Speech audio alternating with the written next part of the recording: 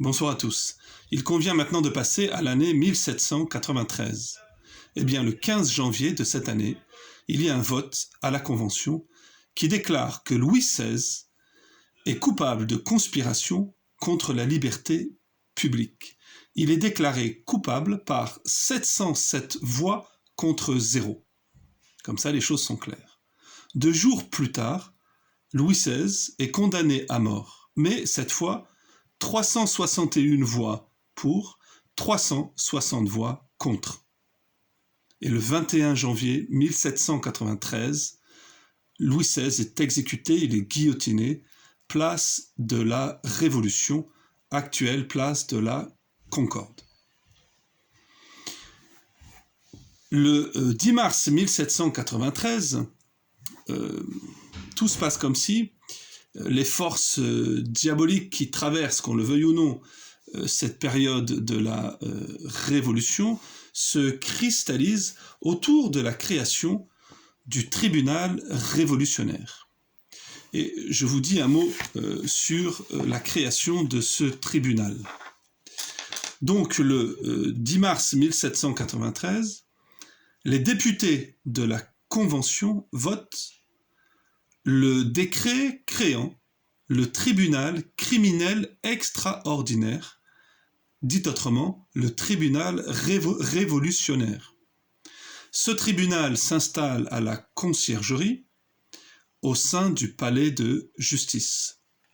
Et l'on va placer en son centre l'accusateur public officiel, Antoine Quentin Fouquier-Tinville. Et ce Fouquier-Tinville, entre le 6 avril 1793 et le 27 juillet 1794, va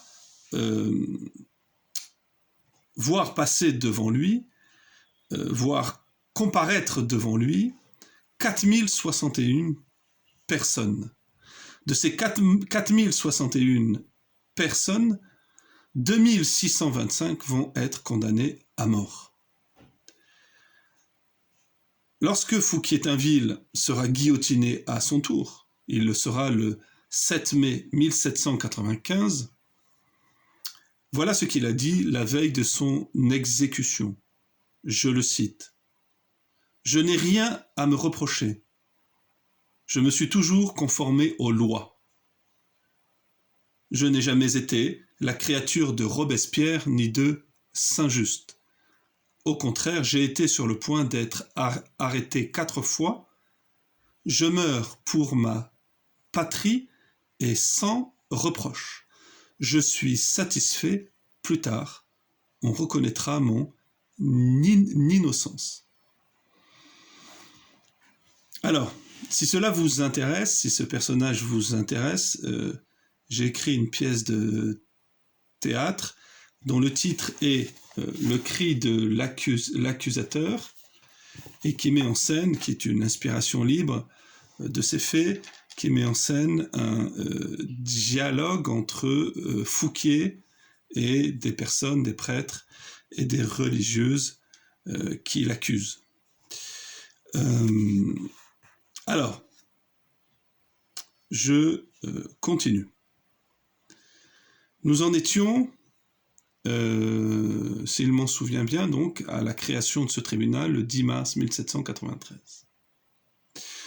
Entre le 18 mars et le 23 avril 1793, tout prêtre sujet à la déportation qui sera trouvé sur le territoire de la République ou qui y rentrerait est puni de mort dans les 24 heures. Et tout citoyen qui connaîtrait la cachette d'un prêtre doit le dénoncer.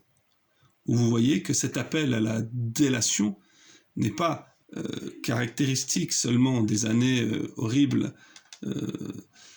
1940-1942. La délation a commencé en France, a eu son expression dès les années 1793, 92-93. Et je termine par le 1er août 1793 où c'est l'ouverture et la profanation des tombeaux des rois à Saint-Denis. Voilà. Ne pouvant... qu'est-ce qu'ils vont faire? Ils vont essayer d'effacer l'histoire et ils vont aller jusqu'à déterrer les morts, piller les tombes pour effacer l'histoire.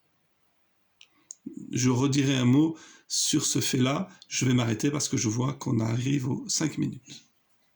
À la prochaine vidéo.